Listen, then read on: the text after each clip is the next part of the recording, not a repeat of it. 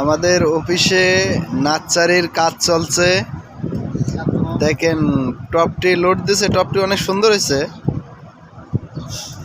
কিন্তু এটা ডিজাইন করলে আরো সুন্দর হইতো। যাই ডিজাইন এই পর্যন্তই।